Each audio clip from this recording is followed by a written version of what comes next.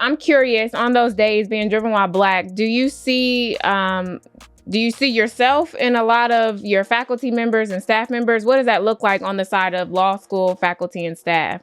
Are there many Black people? Are there many Black women? What does that look like?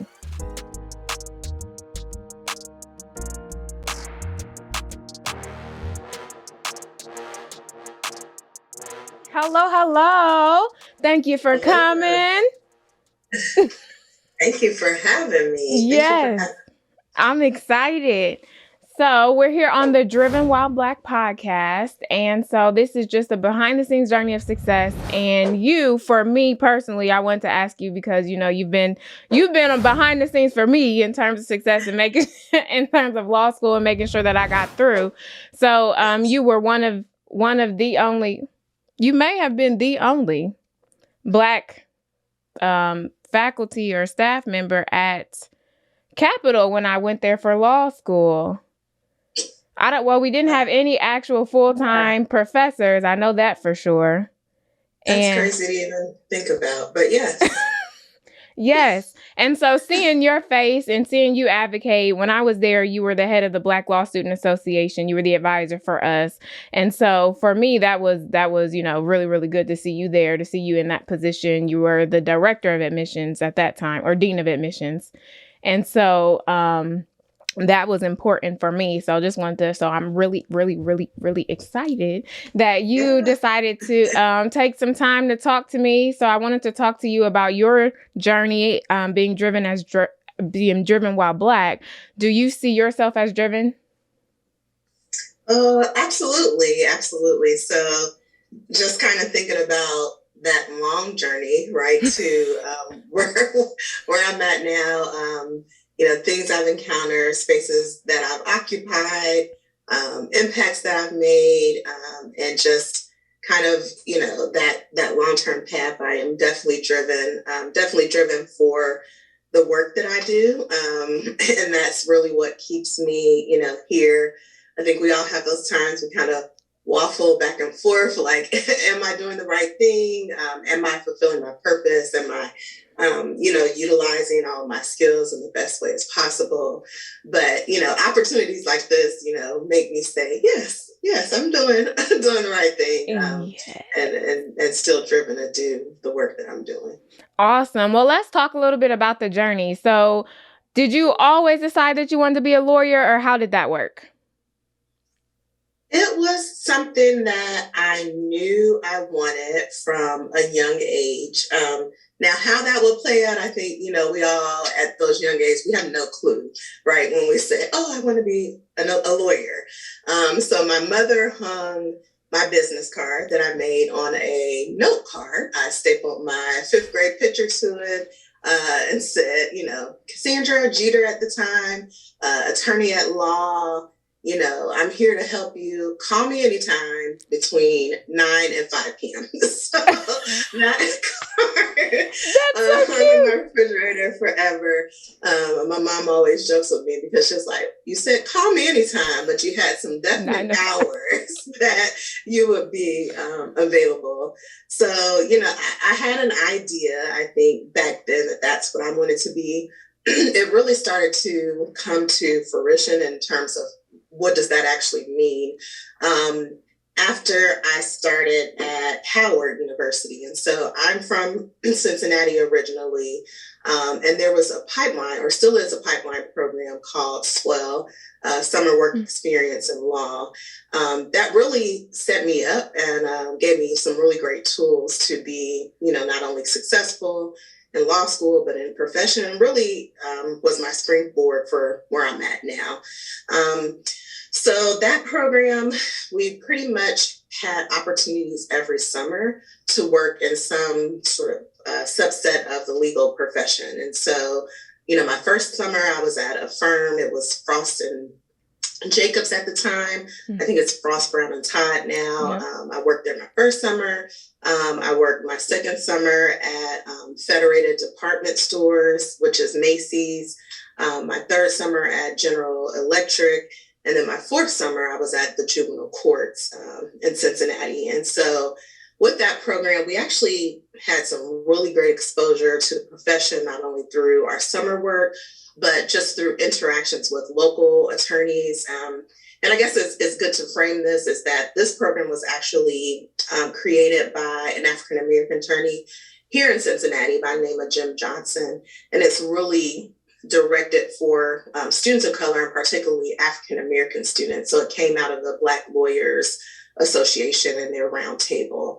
And so from there, I got really interested in the pipeline component of it, just through my own experience as well.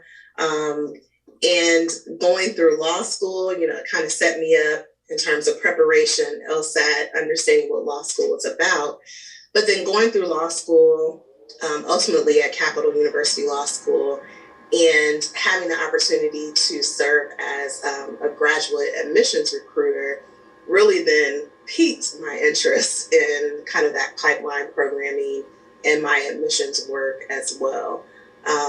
And so ultimately, you know, I practiced for about a year and a half doing some small business consulting, primarily with the family business. And then I also traveled on behalf of Capital University and recruited law students. But even there, I was able to make some impacts in terms of spaces that the school hadn't thought about previously.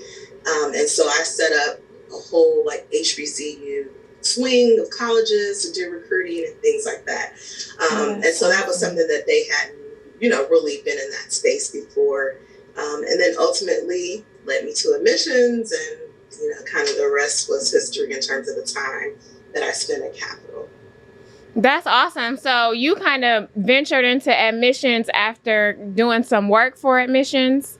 That's when you kind of went there. You didn't really have your eyes set on working in the law school from the jump? Not necessarily from the jump. When I came out of law school, to be quite candid, it was a very interesting time. We were like right on the crux of kind of the recession and sort of a shrinking of the legal market. And so, you know, my initial thought was, hey, I'm taking this bar exam.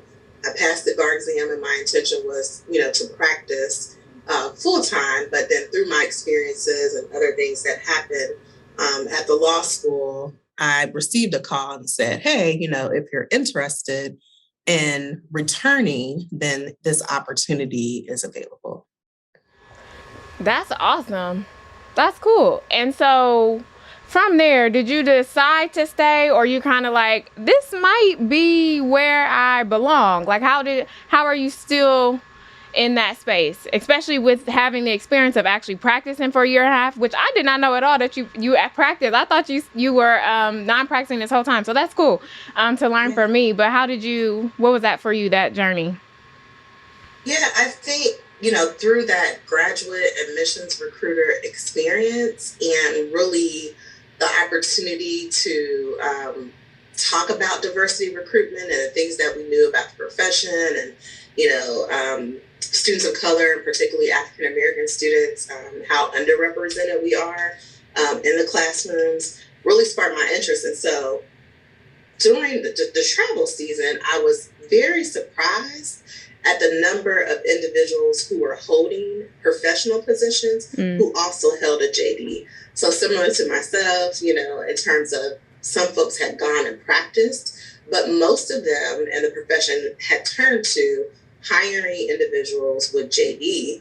And I think the other sort of unique environment for law school admissions is that it has a pretty decent representation of people of color. And so it was a very broad and diverse representation in the profession. And it was just, you know, really instrumental. So I met some really good sort of mentors along the way who helped, you know, I picked their brains about, hey, you know, why did you choose, you know, admissions and the work that they were doing, and diversity professionals in the space and academic support professionals, and just found it really intriguing. So like I said, when that opportunity came up, I'm like, this is something that I could do, you know, just based on personality. And I think also like my psychology background and things like that, that counseling and interaction, I think was a strong suit for me.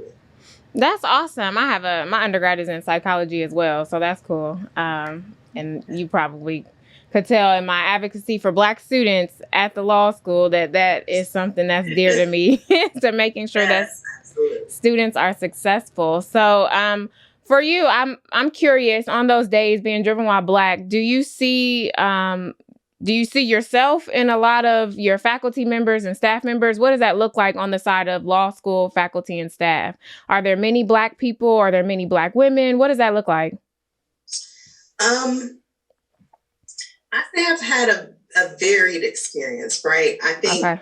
generally, in terms of faculty, we are definitely not represented in the space. And so, schools and institutions, I think, are still doing a lot of work to make sure that they can attract and retain faculty members of color. And so, Black women, especially Black men, I think we're absent from that space. I was lucky, actually, when I was at Capital University Law School to have two African American professors, one Floyd Witherspoon, another gentleman, Doug Wells, I'm sorry, who had passed away, but he was big in adoption law. So it was kind of unique in that space, but just to see how, when you lose those faculty members and then they're not necessarily replaced. In terms of administration, I think we're still lacking, in diversity in that area. And so, at Capital, I think I was one of a few, if any at all, in administration at the law school. And then you think about the university as a whole. Coming to the University of Cincinnati, it was a very unique hire. And so when I was first onboarded, every department was led by a Black woman. So that was, yes, that was a really big draw. And so the dean, the newly appointed dean, is still, an African American woman. At the time, the dean of students was an African American woman, the dean of professional development. And then they added me, and then our director of marketing and communications. And it was like, wow. I'm still wowed. That's amazing. Yeah, it was like Black lady law school.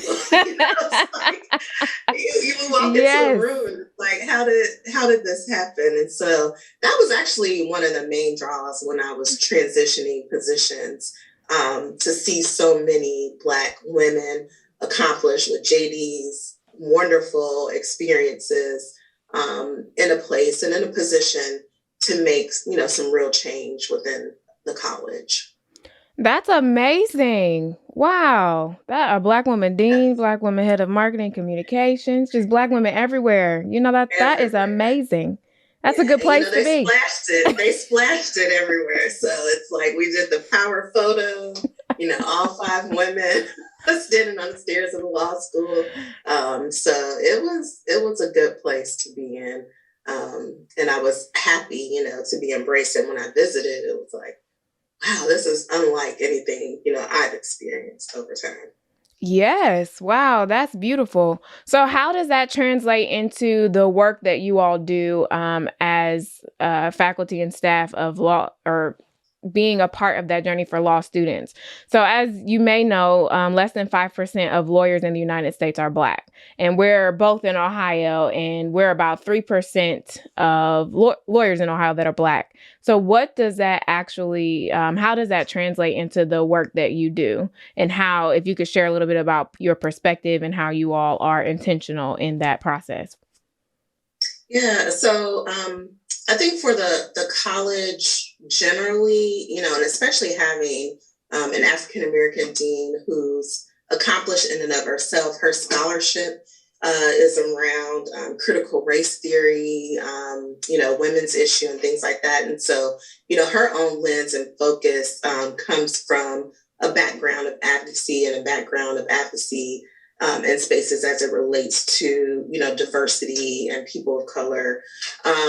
And so then that translates into her strategic vision, right? And so at the top of her list our priorities. Obviously, you're thinking about the reputation of the law school, advancement and development, but it's also that critical thought process about where do underrepresented minorities fit, in this picture. And so I found that refreshing because it's coming, for lack of better term, from top down, right? That this is the dean's vision. And we are expected, to execute on that. And it comes from a genuine place. So it's not just a kind of rote task. It's a true interest in diversifying the profession. I think for me specifically, being at missions is actually, I view it as, to be quite honest, a place of power, right? In the sense that, not that, I'm the ultimate decision maker, but I have some really direct influence on then how we are admitting students. What does our class look like? What are our priorities? How do you change perceptions about who's qualified or who merits, or warrants admission? But ultimately, I think it serves sort of twofold, where I can have contact with students. Obviously, I have a position here. My job is to recruit them here, but I have such a broad network that ultimately I want to see people who look like me going to law school. So it doesn't necessarily have to be at my institution, but if I can make connections and get them into law schools, then they're on their way, right, to the profession, and things like that. And so then having those other deans, and we've had a little bit of transition, but it also allows us to view our work and the intersections. And so, one of the things I always advocate for is, if we're out here and we're recruiting these students, then I fully expect when they get here that they're supported in various ways, right? So that not only means, inclusion and belonging and the academic component of it. And so I'm very intentional about tracking student success and outcomes and raising, those issues if there are flags that come up to say, why, our students of color on academic probation, or why, are they in this space? Or, conversely, in years where I've seen great success, like what did we do to allow these students to be successful? So, and especially in terms of work with the admissions committee, I think having the background and number of years of experience is looking at LSAT and GPA and really understand what that means overarching, but what it means for demographics and performance. And we understand, standardized test scores don't necessarily indicate ability, and they mean very different things for different groups, despite, the claims that these tests are, standardized and non-biased. But for a number of different reasons, we can point to that the outcomes are different. That's for me, what keeps me in this space is that you have direct impact and kind of the high level thought process, sort of policy making, admissions policy, but then having that direct impact on students as well. That makes sense. And that's awesome. I'm glad you touched on the support once students get there, because often I think we are so focused on, especially with you being in the position of admissions, which is basically opening the door. However, when they get through the door, that's often where we see a lot of the issues in terms of attrition, is that we're not supported once we get there to get to the other side. So it's not just about opening the door, but that process throughout to get them to the other side and graduated. So it's really refreshing to hear that perspective.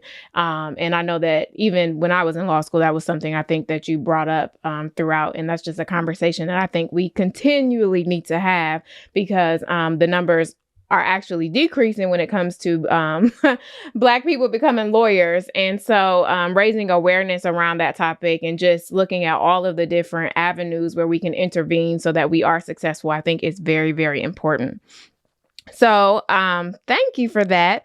My next question for you is, what ultimately fuels you? So when you go in and you have one of those days, and you can even think back into law school and during that process when it was like, why did I decide to do this? Yes, that business card was cute. However, however, there might be something else for me to do. What is your process? How do you get yourself out of that? This isn't for me. How do you get yourself to that next level? What do you do? Yeah, I mean, I think for me, it's always, I think it's always a reflection back, from how I got here. And so I think my journey, is unique in the sense that I was actually in the foster care system. Okay. Coming up and growing up. And so my parents adopted me when I was 9, and I've always had this kind of like driven mentality. So I'm really one of those people like, you tell me I can't do something, it's like, just watch, watch me do it, Watch me. And so, I think just all of the opportunities that life has afforded me. I mean, we all can get into this space like, why am I doing this? And, be down about it. And, I think we all should allow ourselves that space to have those moments. But I'm also one who doesn't believe in kind of dwelling in those spaces. And so it's like, you had a bad day today. Yes. Right. Other things that are happening, people are in worse positions, get up, dust yourself off, and keep moving forward. I've also been in positions where I have to question, my value in the space. And then you have to make a decision about what you will and won't tolerate. And so I think as I've gotten older and more mature, I have a better appreciation for what that means. And so, the younger Cassandra might have been a little bit more timid and less likely to voice her opinion and thoughts. But now that I'm older, and, I hate to say it, but it's like a switch up. When you turn 40 years old, it's like, I don't have, as much of a filter as I used to, and not in a bad way, but it's just like, no, you have thoughts, you've had experiences, your thoughts and opinions and experiences are valuable. I find oftentimes when I'm speaking and contributing and people come back and that was so thoughtful. I'm glad you said this and that. And I think sometimes, we second guess ourselves. And I think especially as Black women in these type of settings and in these spaces. And so I think it's just a growth. And it's always just looking back, recognizing the blessings, that I've received along the way, and the reminders that the work that I do is important, and just the impacts, that I've made. So sometimes it's looking back at Dr. Diandra Gordon, who's doing great things, and other students that I met from the first day that they walked through an office door. And then you hear that. And so it's humbling. But for me, it's a requirement. Like I have to give back because I've been given so much. That's awesome. That's a good way to think about it. So for you, what does a 10 out of 10 day look like? If you're like, this was awesome, what does that look like for you? A 10 out of 10 day, that's a good question. Like, when is the last time I had a 10 out of 10? All right, we can do 9.5, the close, let's get close. I think when I could come in and be productive in the sense that, my work, no 2 days are the same. And I think that's okay. That's what keeps me excited. It's not a rote type of job. I can come in, I can be productive in the sense that I'm accomplishing sort of those day-to-day tasks, that I can have some wins. And so I've been in spaces where, I'm advocating for a particular policy or a particular procedure, and people hear my voice and, implement and or take these suggestions and implement them in ways that, benefit the entire organization.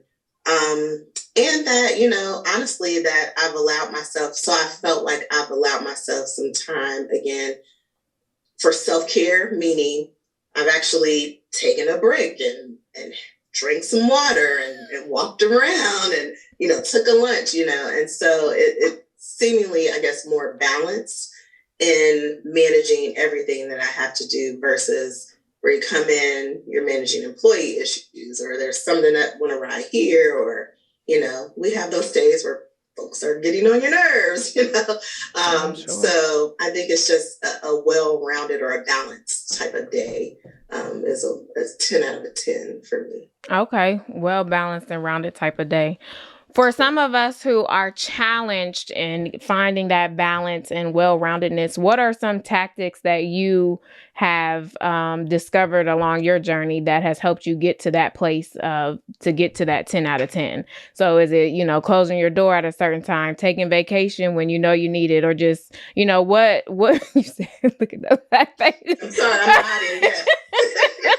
Yeah. What did you learn was important for you to get to that 10 out of 10 balance? So definitely, I think, and I keep saying it, but over time, learning to take care of yourself first, meaning that, at the end of the day, having a title, having a job, it just means you're employed.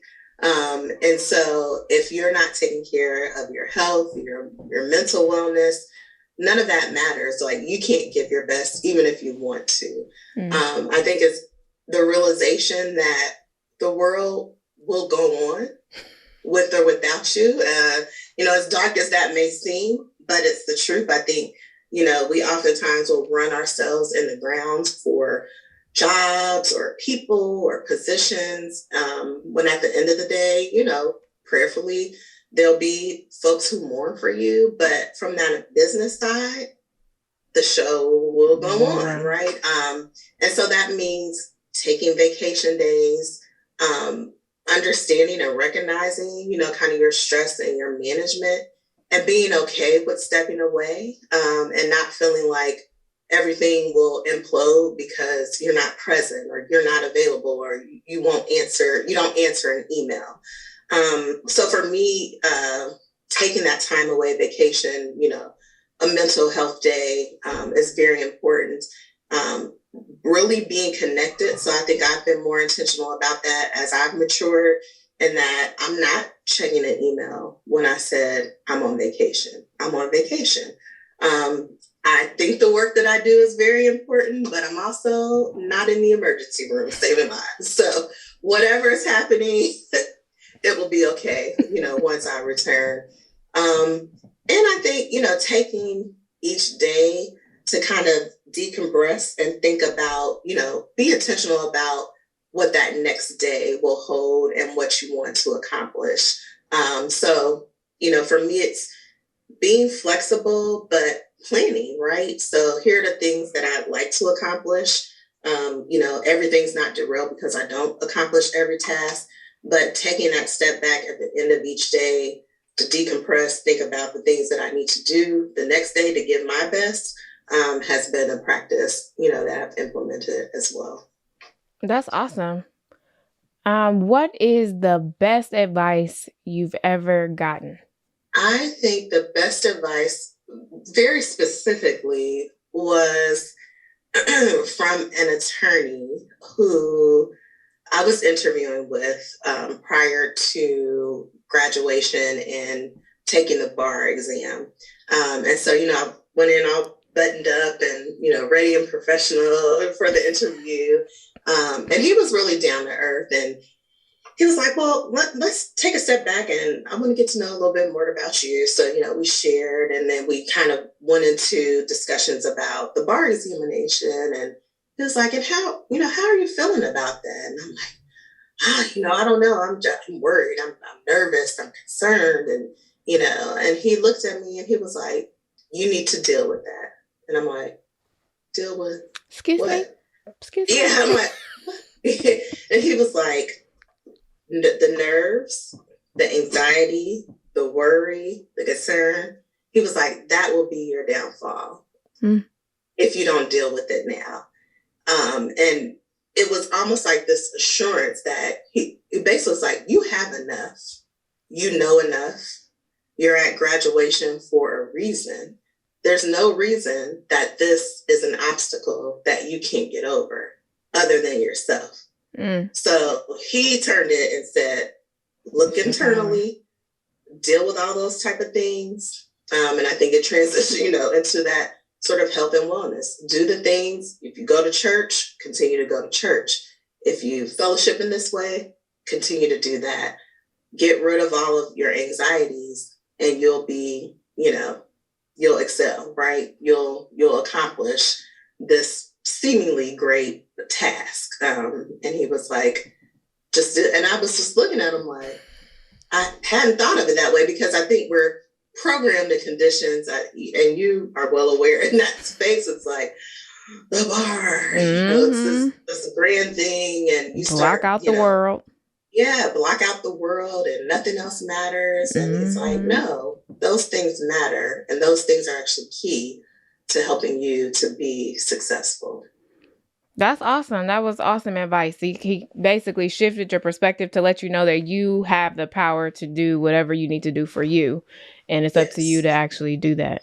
That's good, because I think we're often, when you're put in an environment that is so stress inducing, high performing, and then amongst a whole bunch of other high performing individuals, that's what they say about law students, or lawyers. Yeah. And then on top of all of the things that you have to do, it's really hard for you to focus on you. Like, hold on, I need something. Like, I need to be a human. I need to be a person. And so I think that's wonderful advice to really allow someone to shift their perspective, to know that they are their biggest advocate. Honestly, like, you have to use your voice for you. You have to, do what you need to do to get through. So I think that's awesome. Yes, absolutely. And I think you said it well, that you are your own biggest advocate, and determining your own outcomes, in voicing, your opinions. And it's basically one of those things. It's like the old school, closed mouth. Don't get fed. And I think, as we mature and you figure out, like, some of those things you didn't necessarily appreciate, but it's one of those sayings that it really, crosses a number of categories, in your own life. Like, you have to speak up for yourself. You have to keep, yourself in mind. And it's not selfish. And I think sometimes we're conditioned to think, having that mentality means you're selfish. It doesn't. It means that you care about, this vessel. And if this vessel isn't operating at its, capacity or to the best of its ability, then you can't make impacts and changes in a way that you really want to see. Yeah, I often, that connotation of negativity around selfish, I kind of move that. I'm like, it's not bad to be selfish. You are supposed to be selfish. No one else knows what's going on internally other than you. No one knows what's going through your mind unless you voice it. So it's okay to be selfish. Now we like to call it self-care. However, just a play on words. At the end of the day, you're, as long as you're not a detriment to someone else, I think is really what we, don't necessarily focus on. But I think that is that is definitely important. What is the best advice that you would give to someone else? So whether if you go back to you in law school, or go back to you in the beginning of your career, or even you when you walk into a boardroom and it's only you, or walk into a conference and it's only you that look like you in the room, when you're the only Black person in the room or the only Black woman in the room, what advice do you have for that person? I would say that you are enough, right? In terms of being present, being able to contribute, that you are enough. I think we learn over time about ourselves. You start to grow and learn and understand, who you are, what your strengths are, what your contributions are, what your long-term goals are, and being in a space where it's seemingly you're isolated, but you're enough, right, to carry yourself to carry yourself through.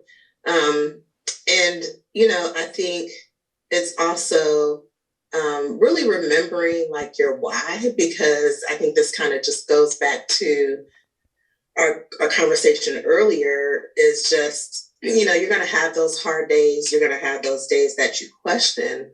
But we have to ask ourselves, like, why are we doing this?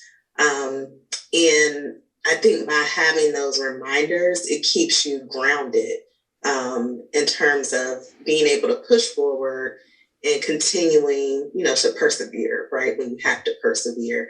So I guess those would be the two things. Just, you're enough and remember your why. That's awesome.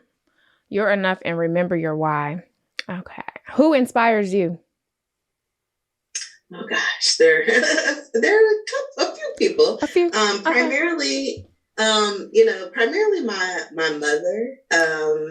She, I think, is phenomenal. She's small in stature and size, but her heart is big. She touches just about everyone, so not just family, but people in the community. My mother was actually, she's a teacher, but she taught adult basic education in the prison system. And so she was one. There were times, I went and visited her and got special permission, but just to see, you look at her like, she's so small and petite, and people would assume a certain thing, but she commanded respect and attention, but then also was, a place where people would come to and seek advice and found comfort, in her. And she never judged people for where they are. So she always believed in individuals' potential, and really bringing to light, how to navigate space, especially as Black individuals. And so, going into the prison at times, and you see the individuals there and they're like, this is our mother, and it's like, okay. And, I remember an inmate telling me, like, I watch your mom walk to her car every day and make sure she gets there. And so, I think about her, and she's probably like one of the most, I call it like protected individuals, just all around, with family, with people that she's touched, people that she interacts with. They just love her. I love her the same way, and even more. But she's, my primary inspiration. I think there have been people along the way. It was funny. I was actually on an interview a little bit early today for Professor Weatherspoon. And so he is a professor at Capitol. And just, his impact in terms of, my initial area of interest was like labor and employment, really moved into like mediation and arbitration. And just, his reputation and background in that area. But he was always like a voice of reason for me. And so, we worked together in partnership, especially like on admissions. And I always think of him, when we're having these conversations about applicants, and he was one, he didn't care. He would push and say, okay, what's the difference between this student and that student? Or, we have an African-American student who had to work 3 jobs and supported themselves through schools. And we have this other, majority applicant who didn't have to do those things. And so why wouldn't we give this person an opportunity? And so just listening to him, he had his own ways of delivering and, making his points, but inspirational in that way. But he also was one who would often, stop by my office. How are you doing? How are you being treated? So he was very concerned about my own professional development and how I was developing in the space. And he would oftentimes, and not a knock against the university, but say, you have a lot to offer. Like, what's next? Where do you want to be? And he was very intentional about asking me that. It was like almost a yearly kind of check-in. Are you happy? Are you doing what you want to do? Where you want to be? And if he sensed the hesitation, well, what do we need to do? Who can I connect you with? along the way. So he would be another influence. And then I would just say, lastly, Jim Johnson, who was the founder of the Swell program that I mentioned early on. I'm still in regular contact with him. I think, I'm just so blessed to have come in contact with that program. And it was really his brainchild. And he still works, on the board. And he's like a doting, dad or granddad in some instances, depending on, the students that he's talking to or working with. But he is just like so excited about, seeing my progression and my position now in admissions. And he's just like, oh my gosh, I want us to work together and help influence this next generation of students that are coming through the program. But he's phenomenal, not only in his own right, but you think about that program that he built and started back in the 80s. And we probably about 5 years ago had a reunion. And it was just a beautiful thing to see. Like all of the alum of the program went on stage, and the stage couldn't hold, as many of us. And it's all, Black faces on that stage. And just to see like this was his vision, and it's still, happening. That's amazing. I would love to be connected with him just to hear about his journey in building that. And then what he sees for next level. But speaking of that, what do you see for next level for you for being driven while Black?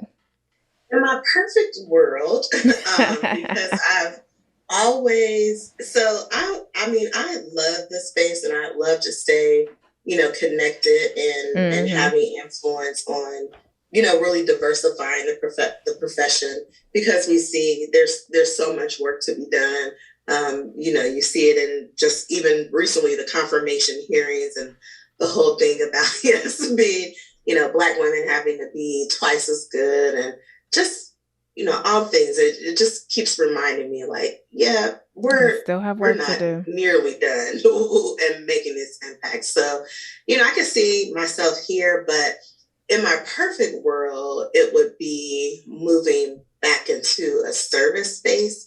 And so I've long had a heart for service, particularly with young women. So if it's in a nonprofit space or really starting my own, but developing young women and their pathways, young African-American women particularly, and their pathways. And, I think it could be kind of two lanes, and they could come together, but really thinking about my own experience. So coming from the foster care system, working with older teenagers who are still in, who are close to aging out, and developing, a mentorship type program. I know they exist, but, kind of having my own experience and can speak from a lived experience, I think would be kind of my perfect, world, is giving back in service and that mentorship component. That's awesome. I think that's so necessary. And often we kind of forget about the human side, once we get to that other side of success, or, to a certain stature, we kind of forget about that home and heart of, at the core, this is who I am. At the core, this is what helped me. So that I think that's really important to take that opportunity to reach back. Even if people don't go on the same pathway as you, at least they have some of the same tools that'll help them be successful in whatever their purpose that they're supposed to fulfill. So that's awesome. I have a nonprofit. So, if you want to partner and figure it out, just let me know. Absolutely. Absolutely. That's what I'm here for. But that's amazing. Okay. So fun question. What is the title of your album cover that explains your driven while Black story? What is the title of your album cover that explains your driven while Black story? That's a really good question. Let me think about that. You've come a long way. All right. You've come a long way. What type of, is another question. What type of genre are we doing? Is this like a rap song? Is this R&B? What type of I vibe? think it would be a rap song, you know. What? I enjoy, you know, I'm one of those people, and it's probably a whole different conversation, but I love hip hop. I grew up with two brothers. And so my friends call me the mad rapper, which most people wouldn't think about me. But, you know, having two older brothers and that time with the good, you know, late 80s, 90s, Okay. hip hop, that's what I'm all about. So it'd be maybe like a storytelling rap, you know, about how I've come a long way and where I've come from. Yeah. I love it. So when you go ahead, you probably have the lyrics already, but if you could just send me you can just send me an audio file and let me hear you drop some bars. I'm gonna lay down some tracks, you know, send it over. It might be let me know. It might be the intro to the podcast. We don't know. No, that's hilarious that you say that, because I've been tolling around with the title of the podcast, and I think I'm gonna call it The Bar Room, where we're passing the bar and dropping bars. So this is perfect. Yeah. Yes. I'm gonna get working, because, you know, I was the queen of writing down the lyrics. I had to know all the raps. So, like I said, they call me the mad rapper. Like, why do you know all that? I'm like, it was my responsibility so I can rap these raps. What was going on, you know? And helping you get through now. So that's awesome. Okay. That is exciting. I'm excited for you. So if folks wanted to be in contact with you, how can they do that? Yeah, you know, social media, you can email me here, you know, if interested, law school, talking about, you know, Black women in the workplace, any of those type of things, they can feel free to email me. I am Cassandra.Jeter-Bailey@uc.edu. Awesome. Also, I'm on Facebook. I think I'm my full name on Facebook. You can find me there. And then, yeah, I'm on LinkedIn. Same thing, full name. I don't have any of those little special, you know, Cassandra drops bars. Cassandra drops bars. She might have it. By the time this episode come out, y'all might hear Cassandra drops bars. Get a little more snazzier on that, but yes, it's simple. No, that is so awesome. Well, thank you so much for your time. I am excited for this. Thank you for this conversation.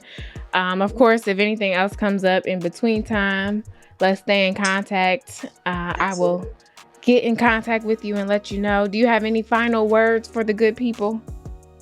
No, just to say I am excited for you. I am so proud of you to see, you know, your own growth and development, and how, you know, you are driven while Black. I think it's phenomenal. And, you know, just looking forward to watching you continue to grow and develop, and like you said, any opportunities for collaboration and in this space, and just, you know, along any of those intersecting issues.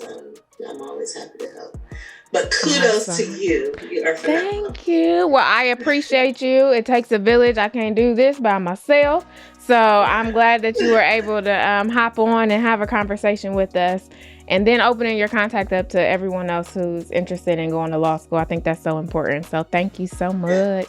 Absolutely, Dr. Gordon. Thank you. It still surprises me when people call me that. I don't know why it does, but it does. You know, I had to drop that in, Dr. Gordon. I appreciate it. It's y'all. And I'd be like, I know she's a doctor. I'd be like, okay, yes, you're right. Give it to her. Well, thank you so much. Enjoy your evening. And then I have to get the contact information for that artist. Yes, absolutely. Yes, please. Well, yay. Have a good one. I'll send you that, and I'll send you Jim Johnson's information. Yes, too. Please. That would be wonderful. I would love to talk to him more, because I'm actually thinking about, one, I may contact you in terms of getting law student experience, especially Black law students. That's, of course, a passion of mine. But especially in this season, with like this whole first season for Dripping While Black is about lawyers, Black lawyers. And so with that, and getting some of that law student just feedback and hearing their journey and stories and ways that we can be intentional about building that pipeline and other ways to intervene.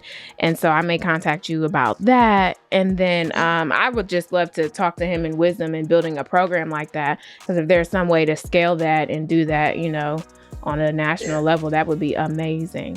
And that's what I told him. I was like, that would be a dream too, to see that program be scaled in that manner. Because I mean, the students who come through there now, we were doing it was a little bit different, but I'm just amazed at the students who come through and their outcomes. I mean, you know, it's abroad, but they're sending folks to Harvard and all types of places, but the students are just doing great, wonderful things. And they're scholars, so they're slow scholars now. But it's a great program. That's so exciting. That's good to hear. Yeah. Well, thank you so much. Enjoy your evening. I will be in touch with you. Okay, take care. Thank you. Have a good one.